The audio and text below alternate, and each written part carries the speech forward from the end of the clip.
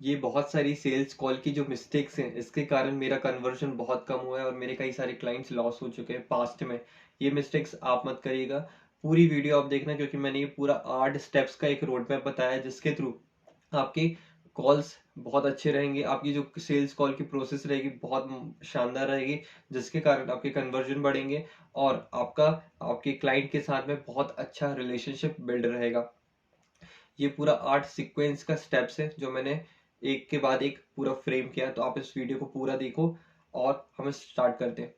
My self सर्वज्ञ पटमा, मैं एक एआई ऑटोमेशन एजेंसी ओनर हूँ और मैं डेली की अपनी वीडियोस यहाँ पे पब्लिश करता हूँ। अपना 90 डेज का मैंने एक चैलेंज लिया है जिसमें मैं स्क्रैच से एआई ऑटोमेशन एजेंसी लेके जाऊंगा एडवांस तक, और मैं यहाँ पे अपनी सारी लर्निंग्स को डॉक्यूमेंट करते जा रहा हूँ। फर्स्ट स्टेप की तरफ चलते हैं। जब भी हम सेल्स कॉल पे जाते हैं, हमने रीच आउट कर चुका है, हमारा क्लाइंट अब वार्म हो गया है और वो हमारे साथ में सेल्स कॉल पर आना चाहता है, तो सबसे पहले हमें एक वार्म वेलकम के साथ में शुरुआत करनी होगी। हमारा पहला मोटिव ये होना चाहिए कि अभी हमें उन्हें एक अच्छा फील कराना है, हमें उनके साथ में रिलेशनशिप बिल्ड करना है। ऐसा नहीं कि हमें पहले ही उनके साथ में सेल्स पिच करने लग जाना है, नहीं, हमें उनके साथ में रिलेशन बिल्ड करके चलना है और उनकी जो प्रॉब्लम्स है उससे रिलेटेड क्वेश्चनर्स पूछना है कि ये प्रॉब्लम आपको कब से है, आपको ये प्रॉब्लम के लिए किस टाइप के सॉल्यूशंस चाहिए, आपने क्या क्या दिक्कतें फेस की हैं।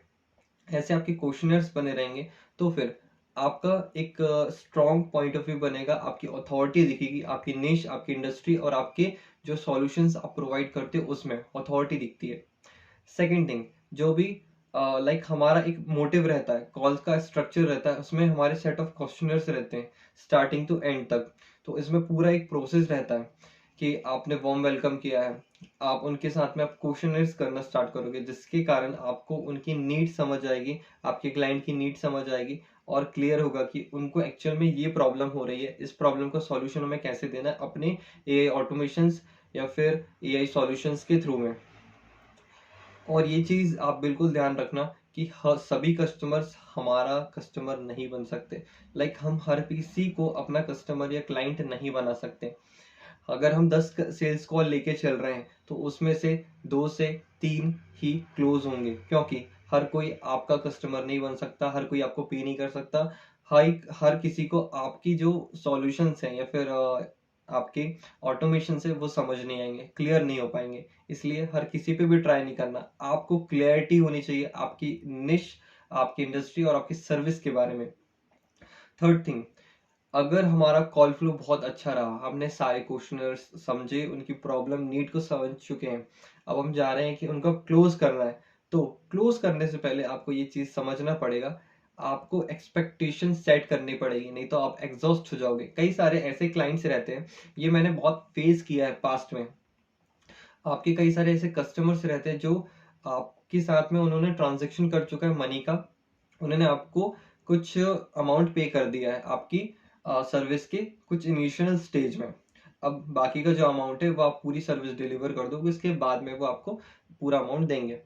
तो आपको एक्सपेक्टेशन ये सेट करके रखनी पड़ेगी कि हम वीकली कॉल्स पे जाएंगे, हम आप मुझे कभी भी कॉल नहीं कर सकते, आप मुझे कभी भी मैसेज नहीं कर सकते। इसके कारण क्या होता है, आपका पूरा वर्क फ्लो बिगड़ जाता है और आप हमेशा डीमोटिवेट रहते हो, फ्रस्ट्रेट हो जाओगे। अगर आपका क्लाइंट कभी भी आपको कॉल कर रहा है, आपको कभी भी परेशान कर रहा है, आप उनके नौकर नहीं हो, पर आपको उन्हें बेस्ट सर्विस देना है, तो उनके साथ में पहले से ही क्लैरिटी होनी चाहिए कि कब हम बात करेंगे। और एक चीज ये भी ध्यान रखना कि आपका जो वर्क है, आप डेली वर्क कर रहे हो, आपका जैसे 10 दिन का पूरा वर्क है, आप 10 दिन में पूरा ऑटोमेशन सिस्टम उनका क्रिएट करके दोगे उनकी नीड के अकॉर्डिंग। तो उसमें आप एक शीट में मेंशन करोगे सारी चीज़ों को। लाइक आपने कोई गूगल शीट या फिर एक्सेल शीट बनाई, उसमें आपने अपने क्लाइंट्स को जोड़ा और आपने उसमें डेली अपडेट करना है कि मैंने आज ये पर्टिकुलर वर्क किया है, तो आपके क्लाइंट को भी दिखेगा कि हाँ मेरा वर्क हो रहा है, मुझे टेंशन लेने की ज़रूरत नहीं है। और वीकली आप एक कॉल शेड्यूल कर सकते हो, इसके कारण आप पूरा वर्क फ्लो पे ध्यान दे सकते हो और आपके जो भी रेगुलर काम है वो ज़्यादा अच्छे से हो पाएंगे। इसके बाद में हमें उनके साथ में डेमो डेमो वीडियो को पहले से ही समझ के चलना। लाइक हमने जो पास्ट में वर्क किए हैं, हमारे पास में हमारा पोर्टफोलियो रहना चाहिए। लाइक हमने जो पास्ट में वर्क किए हैं, लाइक जो मैं ये अभी वीडियो शूट कर रहा हूँ, ये एक तरीके से मेरा पोर्टफोलियो है कि मैं अपने क्लाइंट्स को बता सकता हूँ मैं डेली एआई ऑटोमेशन एजेंसी और सॉल्यूशन से रिलेटेड अपना कंटेंट पब्लिश करता हूँ यूट्यूब, इंस्टाग्राम, लिंक्डइन और अलग अलग सोशल मीडिया प्लेटफॉर्म्स में।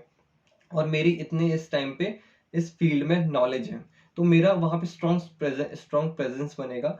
और मुझे अपने आप को शोकेस करने की ज़रूरत नहीं है, मुझे कोई डेमो दिखाने की ज़रूरत नहीं कि इस काम को मैं कब से कर रहा हूँ, मेरे पास में एक्सपीरियंस है कि नहीं है। मेरा पहले से ही डेमो क्रिएट हो जाएगा, मेरा पहले से ही वहाँ पे एक अथॉरिटी दिखने लगेगी कि मैं एक जेन्युइन और एक्सपीरियंस प्लेयर हूँ इस फील्ड में। और उस क्लाइंट के बारे में आपको ज्यादा से ज्यादा रिसर्च करनी है, उसकी कंपनी, आपको डेली वो क्या मैनुअल टास्क करते हैं, आपको पहले से ही सब चीज रिटर्न होनी चाहिए कि उनको क्या प्रॉब्लम्स आ सकती है और क्या प्रॉब्लम अभी करंट में चल रही है। आपकी अपनी ओन रिसर्च है, बाद में उनके साथ में आप सेल्स कॉल पे करोगे, अच्छी बात है, बट आपको पहले से उनकी रिसर्च करके रखनी है। फिफ्थ थिंग है कि हमें कॉल पर उन्हें कोई भी चीज समझाना नहीं है कि ये मैं ऑटोमेशन आपके लिए कैसे करूंगा। एग्जाम्पल के लिए, अगर हम कोई कमेंट के लिए ऑटोमेशन बनाते हैं, उनका कोई इंस्टाग्राम हैंडल है, इंस्टाग्राम पेज है, और उसमें बहुत सारे मैसेजेस आते हैं, मतलब बहुत सारे कमेंट्स आते हैं, तो हम उनके लिए कमेंट ऑटोमेशन बना सकते हैं। हमें ये उन्हें प्रोसेस नहीं बतानी कि हम ये कैसे करेंगे, क्लाइंट को उससे मतलब नहीं है। क्लाइंट को इससे मतलब है कि मेरी प्रॉब्लम का सॉल्यूशन आप कितने जल्दी और टाइम सेविंग के साथ, मनी सेविंग के साथ कैसे कर सकते हो, मेरी प्रोडक्टिविटी कैसे इंक्रीज कर सकते हो। उसे कोई मतलब नहीं आप कैसे करोगे, आपको उनका टाइम सेव करना है, उनकी प्रोडक्टिविटी बढ़ाना है, उनको उनका मनी कम करना है, मतलब उनका जो कैश जाने वाला है उनको बचा के रखना है। इसके थ्रू आपके साथ अपने आप ही आपका क्लाइंट क्लोज हो जाएगा। सिक्स पॉइंटर ये है कि हमें हमेशा एक हाई लेवल पे चार्ज करना चाहिए, या फिर सेकंड थिंग, हमें रिकरिंग रेवेन्यू या फिर रिकरिंग चार्ज पे एक अपना सर्विस देना चाहिए। दो टाइप से इसमें रहती है, फिर हाई अमाउंट चार्ज करो या फिर आप रिकरिंग बेसिस पे चार्ज करो। लाइक आपने कोई ऑटोमेशन बनाया अपॉइंटमेंट सेटिंग से रिलेटेड, या फिर आपने वाइट लेवल एक चैटबॉट उनके लिए बनाया है, तो चैटबॉट बनाने के लिए आपको रेकरिंग अमाउंट कैसे रहेगा कि डेली मेंटेनेंस के लिए, वीकली मेंटेनेंस या फिर मंथली मेंटेनेंस के लिए आप मुझे चार्ज दीजिए, ताकि मैं इसमें और ज्यादा अपडेट्स ला सकूं, इसमें चेंजेस कर सकूं, इसमें और ज्यादा अच्छे से ये आपके क्लाइंट्स को, आपके मतलब जो क्लाइंट्स है उनके कस्टमर्स को ज्यादा कस्टमर एक्सपीरियंस अच्छा दे सकता है। आपको ये रिकरिंग बेसिस पे बात करनी चाहिए। और हाई एंड, लाइक आप कोई बड़ा ऑटोमेशन उनके लिए क्रिएट कर रहे हो, उनकी बिजनेस में अगर कस्टमर्स की क्वेरीज बहुत आती हैं और उनकी टीम हैंडल नहीं कर पाती है, उनके पास टीम ही नहीं है, उनके पास क्वेरीज बहुत सारी हैं, तो आप ऐसा क्या ऑटोमेशन क्रिएट कर सकते हो जिसके थ्रू वो डायरेक्ट अपने क्लाइंट को या फिर अपने कस्टमर्स को अच्छी सर्विस दे सके। ऐसे ऑटोमेशन आपको क्रिएट करने होंगे, तो आप उसके लिए हाई अमाउंट चार्ज कर सकते हो। सेवंथ पॉइंटर है कि ऑलवेज आप हमेशा एआई सॉल्यूशंस या फिर अपना आपने जो वर्क डिलीवर किया है उसे मॉनिटर करो। अब आपका क्लाइंट मॉनिटर नहीं करेगा, उसे पता नहीं है कि क्या हो रहा है बैकएंड में, पर आपको ये ध्यान रखना है, आपने कोई उनके लिए ऑटोमेशन क्रिएट करके रखा है, तो आपने अगर पूरा ट्रांजेक्शन कर लिया तब भी आपको चेक करते रहना होगा मैन्युअली कभी कभी कि आपका जो ऑटोमेशन आपने सेट किए हो उस पर्टिकुलर क्लाइंट के लिए वो सही वर्क कर रहे हैं कि नहीं, कहीं उनका जो एंगेजमेंट रेट गिर तो नहीं रहा है, उनके कस्टमर्स गिर तो नहीं रहे हैं, उनके कस्टमर्स का जो एक पॉइंट है या फिर उनकी क्वेरीज का सही आंसर हो रहा है कि नहीं। अगर आपने कोई चैटबॉट बनाया, कोई आपने ऑटोमेशन बनाया, कोई ऐसा सॉल्यूशन बनाया है उनके बिजनेस, उनके क्लाइंट्स, उनके बिजनेस के लिए, ताकि वो कहीं ग्रो होने की जगह गिर ना जाए, कहीं वो क्रैश ना करे, ये चीज आपको ध्यान रखना होगा। और एट्थ पॉइंट, ये सबसे इंपॉर्टेंट पार्ट है, अगर आपने सारी चीजें अच्छे से कर ली और ये नहीं किया तो फिर आपका ये वीडियो देखने का और आपके सेल्स कॉल पे जाने का, आपके क्लाइंट क्लोज करने का कोई मतलब नहीं है। एट पॉइंट ये है, आपने सब कुछ अच्छे से कर लिया, अब आप अपने क्लाइंट से सीधे एक टेस्टिमोनियल वीडियो के लिए ऑफर करोगे कि आप मेरे लिए एक टेस्टिमोनियल वीडियो बनाइए, जो मैंने आपको वर्क डिलीवर किया है उसमें आपको क्या पसंद आया, कितना अच्छा लगा मेरा वर्क। उनको बोलिए कि आप 2 मिनट का एक वीडियो बना के मुझे भेजिए। या फिर वो कंफर्टेबल नहीं है वीडियो बनाने के लिए, तो आप उनसे बोल सकते हैं 3 रेफरल्स मुझे शेयर करिए, या फिर 3 ऐसे लोगों को तक मेरा ऑटोमेशन सिस्टम बताइए। ये एक एआई ऑटोमेशन एजेंसी ओनर है जो ऐसे बिजनेसेस या फिर ऐसे बिजनेस की प्रॉब्लम को सॉल्व करता है अपने ऑटोमेशन के थ्रू। तो आपको 3 रेफरल्स में मिल सकते हैं या फिर टेस्टिमोनियल्स, दोनों में से कोई एक ही चीज आपको मांगनी है, दोनों चीज नहीं मांगना, नहीं तो आपका जो रिलेशनशिप है या फिर आप एक तरीके से अपने आप को ज्यादा दिखाने की या फिर ज्यादा आप एक तरीके से भीख मांग रहे हो ऐसा वाला फीलिंग नहीं आना चाहिए। ठीक है, कोई एक ही चीज मांगोगे यार, या फिर 3 रेफरल्स या फिर टेस्टिमोनियल्स, ये चीज का ध्यान रखना है आपको। ये सारी वो मिस्टेक्स हैं या फिर मेरी एडवाइस है या फिर मेरा पूरा एक्सपीरियंस है जो मैंने अलग अलग सेल्स कॉल पे की है, और मैंने बहुत सारे वीडियोस इसमें कंज्यूम किए हैं, तो मुझे आपको पूरा क्लैरिटी से बताना था।